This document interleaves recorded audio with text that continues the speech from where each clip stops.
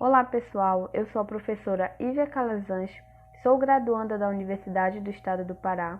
Junto com o professor Antônio Lobato, hoje nós iremos ministrar uma videoaula sobre vírus. Bom, partindo da teoria celular de que todo ser vivo ele é constituído de célula e que a célula ela é a unidade morfológica e funcional dos seres vivos, fica um questionamento. Os vírus, eles são organismos vivos ou não vivos? Bom, para muitos, o vírus ele é uma agregação excepcional de elementos químicos, ou simplesmente uma partícula infecciosa. Para outros, eles são micro-organismos vivos, mas excepcionalmente simples. Bom, eles não conseguem se reproduzir sozinhos, sem um hospedeiro, então eles não são considerados seres vivos. Alguns virologistas consideram os vírus como entidades ou partículas infecciosas, uma vez que ficam inertes no meio extracelular, ou seja, eles não têm função fora da célula. Mas quando eles penetram no meio intracelular, o ácido nucleico presente em suas estruturas torna-se ativo, fazendo com que ocorra a multiplicação viral. Eles têm genoma de ácido nucleico baseados no mesmo código genético usado nas suas células e nas células de qualquer ser vivo. Ainda como as células dos seres vivos, os vírus possuem variações genéticas e podem evoluir. A evolução, para muitos, é o que faz os vírus serem seres vivos, pois eles têm a capacidade de se modificar e de evoluir. Bom, mas o que é um vírus? O vírus ele é uma minúscula partícula infecciosa formada por ácidos nucleicos circundado por um envoltório proteico, o qual, por vezes, é revestido por uma membrana lipídica. E este só pode se reproduzir se infectar uma célula hospedeira. Bom, as características gerais dos vírus. Os vírus eles são acelular, ou seja, eles não têm organização celular, eles não possuem célula, eles são dotados de materiais genéticos, possuem DNA ou RNA, não possuem metabolismo próprio, eles precisam da célula para utilizar do metabolismo das mesmas, pois fora delas eles não têm metabolismo. Eles são considerados parasitas intracelular obrigatório, ou seja, eles vivem dentro da célula, e obrigatório porque eles precisam dela para se manter e para funcionar e se multiplicar. Eles podem evoluir e sofrer mutações. A composição básica de qualquer vírus, todos os vírus possuem, proteína e ácido nucleico. Bom, o vírus ele só é denominado dessa forma quando ele penetra uma célula. Enquanto ele está fora da célula, ele é denominado de virion, ou seja, é uma partícula viral fora da célula. A estrutura. Vamos falar agora de estruturas dos vírus. Existem muitos tipos diferentes de vírus no mundo. Eles variam muito em tamanho, formatos e ciclos de vida. Por outro lado, os vírus possuem sim algumas características em comuns, que inclui uma cápsula proteica protetora chamada de capsídeo, um genoma de ácido nucleico feito de DNA ou RNA dobrado dentro do capsídeo e de uma camada de membrana chamada de envelope. Porém, essa característica ela não é uma característica universal. Alguns vírus possuem, mas outros vírus não possuem envelope. O capsídeo e o ácido nucleico compõem o núcleo capsídeo. Agora aqui, né, uma imagem ilustrativa dessa estrutura. Podemos observar o genoma de ácido nucleico dentro do capsídeo, envolvido por um envelope. Essa camada é lipídica. Bom, capsídeo viral. O capsídeo viral ele é formado por muitas moléculas de proteína, não somente por uma molécula grande de proteína, mas por várias. As proteínas se juntam para formar unidades chamadas de capsômeros. Os capsômeros podem ter várias formas, mas normalmente assumem uma dos seguintes formatos: icosaédrico, ou seja, eles possuem 20 lados, como a imagem mostra aqui ao lado. Filamentosos, pois eles possuem uma aparência linear e fina, podendo ser chamados também de cilíndrico. E eles também podem possuir formato de cabeça de cauda. Esse formato ele é um formato híbrido, formado por uma cabeça, né, icosaédrica, e por uma cauda filamentosa. Por isso que ele tem esse formato hídrico. Ele possui tanto um formato icosaédrico quanto um formato filamentoso. Agora, um envelope viral. O envelope viral ele é uma membrana lipídica externa que envolve todo o capsídeo. Os envelopes também contêm proteínas, não é só formado de lipídio. E essas proteínas, elas são especificadas,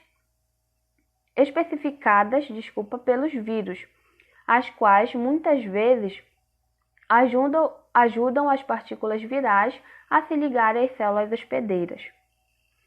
Há vírus envelopados, como o HIV e o influenza, que são parasitas de animais. Mas também há vírus chamados de não envelopados, que não possuem envelope, como o HPV, o vírus causador da poliomielite, e os que são parasitas em plantas. Nessas duas imagens, podemos ver na imagem da esquerda, né, a morfologia de um vírus helicoidal envelopado. Ele possui envelope, capsídeo, né, e o ácido nucleico, lá, DNA ou RNA. E na imagem à direita, podemos ver uma morfologia de um vírus poliédrico, não envelopado. Ele não possui envelope, só é constituído de capsídeo e do ácido nucleico. Bom, mas o que é uma infecção viral, né? Uma infecção viral significa que vários vírus estão usando suas células para fazerem mais cópias de si mesmo. Acabamos não pensando o que seria, né? O que causaria essa infecção viral, o que estaria por trás. Está muito ligada com o ciclo de vida dos vírus, que é o conjunto de etapas em que os vírus reconhecem e entram em uma célula hospedeira, reprograma o hospedeiro, fornecendo instruções na forma de DNA ou RNA viral, e usa os recursos do hospedeiro para produzir mais vírus. O resultado do programa viral, uma infecção viral. Bom, aqui eu trago um ciclo de vida, um diagrama geral, né, do ciclo de vida dos vírus. O primeiro passo é a absorção ou ligação, é quando o vírus ele reconhece uma célula hospedeira e se liga a ela. O segundo passo é a entrada, quando esse vírus ele injeta o seu material genético dentro dessa célula. A terceira etapa é a replicação e expressão genética. O vírus ele faz cópia do seu genoma e os genes eles são expressados para produzir proteínas virais. A quarta etapa é a montagem, quando, né, essas novas partículas virais elas são montadas de genoma, dessas cópias de genomas virais e de proteínas virais. E a última etapa é a liberação. Essas partículas completas elas saem da célula e podem infectar outras células. Sabemos, né, que ciclos de vida eles variam de vírus. Esse é um ciclo mais geral, do que pode acontecer e dessas etapas que o ciclo de vida de um vírus, como esse ciclo de vida ele pode ocorrer e quais são as etapas. Bom, agora aqui vamos falar um pouco de bactérias e vírus. Muitas pessoas se confundem. Sabemos, né, que as bactérias e os vírus elas causam doenças na gente, mas as bactérias e os vírus elas são totalmente diferentes biologicamente. As bactérias elas são menores e unicelulares, elas contêm uma célula, e os vírus não têm célula. Mas eles são organismos vivos que não dependem de um hospedeiro para se reproduzir. Sabemos agora, né, que os vírus eles dependem de um organismo vivo para se reproduzir e se manter. As infecções bacterianas e virais são tratadas de forma diferente. Por exemplo, antibióticos são úteis para bactérias e não contra vírus. Se falarem para vocês algumas por aí que os vírus eles estão tratados com antibióticos, está errado. A gente trata com antibiótico infecções bacterianas. Além disso, né, as bactérias elas são bem maiores que os vírus. Os vírus em si eles já são bem pequenos, são menores do que uma célula de um ser vivo. As bactérias elas conseguem ser maiores do que os vírus. Então, gente, dando prosseguimento aí nesse assunto a respeito dos vírus, né?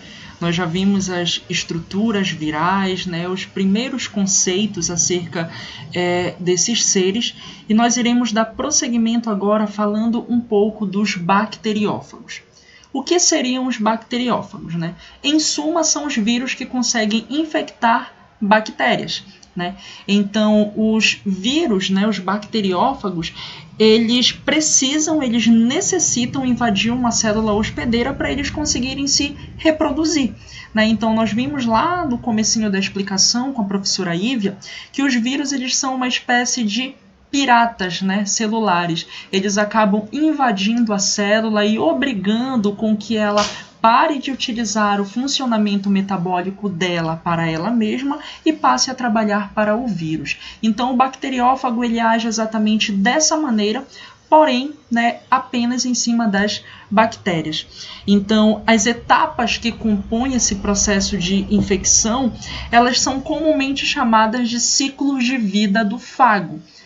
E como a gente está vendo aí no nosso slide, né, no terceiro pontinho, esse ciclo de vida ele pode ser um ciclo lítico ou ele pode ser um ciclo lisogênico, dependendo do tipo de cadeia, né, do tipo de resultado que esse vírus causar dentro de uma célula. Se ele vai levar essa célula à morte, à destruição, ou se ele vai apenas se reproduzir, né, dentro da célula, apenas se acoplar no DNA da célula e utilizar o seu metabolismo para copiar o seu DNA juntamente com o hospedeiro no momento da divisão celular. Então, esses vírus eles podem ser divididos em virulentos ou temperados, dependendo desses ciclos, né? E os dois grandes exemplos de bacteriófagos que nós temos são o bacteriófago T4 e o bacteriófago lambda, né? O T4, como a gente vê aí no slide, no quarto pontinho, é um fago virulento que entra na fase lítica, né, controlando o metabolismo da célula e a destruindo. Então, a gente já vê que o ciclo lítico ele leva à destruição celular. E o bacteriófago lambda, ele é um fago temperado, que ele pode entrar em uma fase lisogênica e se associar com o seu hospedeiro, né? Ou seja, ele não leva a uma destruição imediata. Ele acaba utilizando os mecanismos da célula para se replicar junto com ela. Então, entrando aí no ciclo lítico, nós vamos ver que o ciclo lítico ele possui basicamente 5 estágios básicos, né? O primeiro é o estágio da adsorção, que é quando o fago ele adere à superfície da célula bacteriana. Então, as proteínas presentes na cauda do fago, elas acabam se ligando a receptores específicos, né, que existem ali na superfície da célula bacteriana, e elas meio que entendem qual é o local mais adequado para eles introduzirem o seu material genético. Então, primeiro acontece a dissorção. Ele vai fazer ali uma leitura de base, ali uma leitura de superfície para ver qual a área da bactéria é mais suscetível para sua entrada. Feita a dissorção, nós temos o segundo ponto, que é, tecnicamente, a entrada, ou seja, o fago ele vai injetar o seu genoma, o seu material genético, dentro da bactéria hospedeira, ou seja, ele vai invadir, ele vai infectar essa célula. Essa entrada tendo sido realizada, nós temos a replicação do DNA e a síntese de proteínas, ou seja, o material genético do fago ele vai ser copiado. Então, ele vai fazer com que o metabolismo da bactéria passe a trabalhar para ele, e, consequentemente, copie o seu material genético e expresse os seus genes. Então, o material genético será copiado, será replicado, os genes serão expressos e, dessa forma, as proteínas virais elas serão sintetizadas, Então, toda aquelas proteínas estruturais que compõem ali a morfologia do vírus, que compõem o capsídeo, tudo muito bonitinho, ela passa a ser produzida, a ser sintetizada nesse momento, devido à expressão gênica do fago. Por quarto momento, nós temos as montagens dos novos fagos. Então, as estruturas proteicas que compõem o fago, elas serão montadas. Então, como o material genético ele já foi replicado, os genes já foram expressados, essas proteínas já foram produzidas, elas ficam espalhadas ali na célula, no citoplasma da célula, como se fossem peças de quebra-cabeça. Então, nesse momento em que tudo já foi construído, o fago ele vai ser montado. Essas estruturas proteicas elas vão começar a ser encaixadas para que se formem novos bacteriófagos dentro da célula. E, por último, nós temos a lise, que seria a destruição celular. Então, ao final desse ciclo lítico, o fago ele vai começar a expressar genes para determinadas proteínas que elas vão literalmente furar a membrana plasmática da célula. Então, elas vão realizar pequenos furinhos na membrana e esses furinhos vão permitir com que uma grande quantidade de água, de líquido, entre dentro da célula, fazendo com que a célula infle e, ao final, estoure, que é o que nós chamamos de lise. É um processo bastante rápido, Então, essa infecção, essa entrada aí do fago virulento dentro de uma bactéria até a lise ocorre em cerca de minutos. E, ao final da lise, centenas de outros fagos saem de dentro da célula, eles são liberados e eles podem infectar outras bactérias que estão ao redor, que estão nas proximidades das células hospedeiras. Então, aqui na imagem nós temos com precisão como funciona esse momento. Então, aqui na primeira parte, na dissorção, nós vemos o fago ele se aproxima da superfície bacteriana, Posteriormente à entrada, ele injeta o seu material genético para dentro da célula procariota. Por terceiro, temos a replicação do DNA e síntese de proteínas. Então, nesse momento, o fago ele começa a utilizar do metabolismo bacteriano para produzir a sua prole, as suas proteínas, os seus elementos estruturais. Por quarto, nós temos a montagem. Ele vai pegar essas peças que foram produzidas e juntar como se fossem quebra-cabeças, e formar novos fagos. E, por último, a lise, onde nós temos a perfuração da membrana, consequentemente a inflação e destruição da célula. Então, aqui temos uma imagem do bacteriófago T4, que é um fago que infecta a E. coli, e é um exemplo nítido de um bacteriófago que segue esse ciclo lítico virulento. Nós podemos ver aqui que ele contém uma cabeça proteica, né, onde está guardado esse material genético, que é o material de DNA, uma grande cauda também constituída de opíscolas de proteínas e as fibras que funcionam como perninhas. São nas bases dessas fibras que se encontram os receptores de adsorção. Então, é na pontinha dessas caudas que eles têm pequenos receptores que eles sentem o local mais adequado, né, para que aconteça essa entrada, essa injeção do material genético. Aqui nós temos uma imagem de uma microscopia, né, eletrônica. Nós conseguimos ver também com alguns detalhes como é a morfologia desse vírus. Novamente, uma cabeça proteica, uma grande cauda composta de opíscolas de proteínas e as fibras, né, que são esses receptores táteis, da onde eles devem se assentar para introduzir o material genético. O ciclo lisogênico ele já é um pouco diferente do ciclo lítico. Enquanto no ciclo lítico eu vou ter o rompimento e a destruição da minha célula hospedeira, no ciclo lisogênico não. Eu vou ter as duas primeiras etapas, que é a adsorção e injeção do DNA, né, da mesma forma como acontece no ciclo lítico. Porém, o vírus ele não segue aquela via de destruição. Ele vai se recombinar com o cromossomo bacteriano. Então, ele vai pegar ali o material genético dele e ele vai acoplar no material genético da bactéria, né, no cromossomo da bactéria.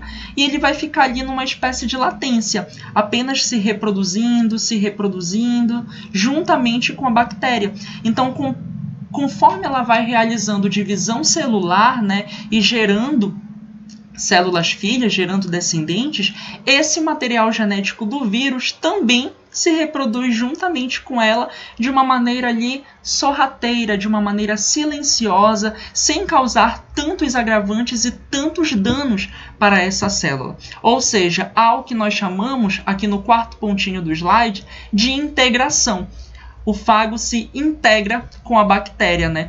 E quando isso acontece, nós dizemos, né, que ele se tornou um prófago, que é um vírus acoplado no material genético. Vamos ver aqui como isso acontece mais precisamente. Então, aqui na imagem nós temos a adsorção e a entrada, puramente parecidas como acontece no ciclo lítico, né? Temos lá o cromossomo bacteriano, aqui na lateral da célula. Na adsorção, o fago ele se aproxima, né, da membrana, vê a área mais de melhor absorção, né, do seu material genético, a área mais facilitada. Na entrada, esse DNA ele é injetado, porém, no terceiro ponto, nós não temos, né, ali a replicação, né, do DNA e a síntese de proteínas, como acontece no ciclo lítico. Nós temos uma integração. Então, o DNA do fago ele se recombina com o cromossomo bacteriano. Então, a gente vê aí na imagem que aqui nós temos o cromossomo bacteriano, ele se aproxima e acopla até ele fazer parte desse material genético, né? E quando ele está literalmente integrado, inserido, ele torna-se o prófago, né? E a divisão continuada produz várias células com o prófago. Então, conforme a célula bacteriana vai se dividindo, o prófago vai se dividindo junto, né? De uma maneira silenciosa, como eu expliquei, mas ele está ali presente, ele está se dividindo, ele está replicando o material genético, né? E criando ali os seus descendentes. Então, aqui nós temos uma outra imagem que mostra como um determinado vírus entra no ciclo lítico ou no ciclo lisogênico e como alguns vírus que entram no ciclo lisogênico, eles conseguem, depois de um tempo, passar para o ciclo lítico. Então, a gente vê aí na imagem que ele segue o ciclo lisogênico, ele dá uma volta aí no ciclo lisogênico, né, produzindo prófagos, produzindo cópias, né, do seu material genético, porém, em um determinado momento, esse material genético que estava acoplado no cromossomo bacteriano, ele se desassocia. E quando ele se desassocia, ele entra no ciclo lítico. Ele começa a replicar o seu DNA, sintetizar suas proteínas, montar os seus fagos e levar a célula à lise. Então, ele pode mudar de um ciclo lisogênico para um ciclo lítico, como a gente observa melhor aqui nessa imagem. Então, nós temos à esquerda o prófago associado, e em um determinado momento esse prófago sai do cromossomo, né, ele se desacopla e entra no ciclo lítico, levando essa célula à destruição. Então, nós temos aí a questão lisar ou não lisar, né? Como um fago decide entrar no ciclo lítico ou lisogênico quando infecta uma bactéria? Quanto maior o número de co-infecções por fagos, mais provável que essa infecção utilize o ciclo lisogênico. Então, quando vários fagos, vários vírus infectam uma única célula de uma única vez, é provável que esses fagos eles aderem ao ciclo lítico, justamente para eles manterem a segurança de ter um hospedeiro. Porque se nós temos vários fagos ali, eles vão entrar no ciclo lítico justamente para não destruir essa célula. Ou seja, para eles terem segurança de ter um hospedeiro para eles se replicarem. Porque se essa célula for destruída, provavelmente eles também serão destruídos e eles não vão ter para onde ir, de uma certa forma. Então, o que estimula um prófago a sair do cromossomo e entrar no ciclo lítico? Então, ainda não se tem uma resposta completamente exata para essa questão. Porém, alguns testes em laboratórios observaram que quando agentes danificadores de DNA, como radiação UV e químicos, incidem sobre o prófago, eles acabam desencadeando a reativação desses prófagos. Ou seja, eles fazem com que esses prófagos saiam do ciclo lisogênico e entrem no ciclo lítico, até como uma defesa, porque a radiação UV ela danifica o DNA, então ela pode modificar o DNA da bactéria. Então, até mesmo para se proteger, né, para proteger a sua segurança, a sua estabilidade, eles saem, desacoplam dali, preferem entrar no ciclo lítico, né, como uma forma até mesmo de seleção natural, e levam a célula lise e vão infectar uma outra próxima e continuar, né, esse seu ciclo. Bacteriófagos versus antibióticos. Então, a possibilidade de investigações consideráveis sobre os bacteriófagos como tratamentos para doenças bacterianas humanas, elas têm sido muito visadas, né? Antes da descoberta dos antibióticos, né, os cientistas médicos eles acreditavam que os fagos eles poderiam ser verdadeiros agentes auxiliares no tratamento de doenças vinculadas a bactérias, uma vez que os fagos eles não atacavam as células humanas, apenas as comunidades de bactérias, as cepas de bactérias.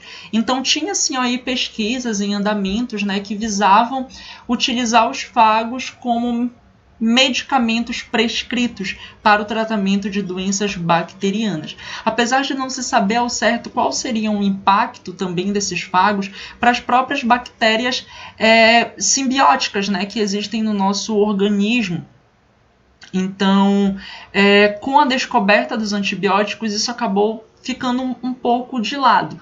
Apesar de que os fagos eles continuam sendo utilizados para os fins médicos em vários países, incluindo a Rússia, a Geórgia e a Polônia, onde permanecem em uso até hoje, em uma escala bem menor, bem reduzida em comparação aos antibióticos. Mas quem sabe, né, no futuro, frente a uma determinada infecção bacteriana, os médicos não passem para a gente fagos, né, ao invés de antibióticos. Até porque as bactérias, cada vez mais, elas têm se tornado resistentes, né, devido à seleção natural em relação aos antibióticos.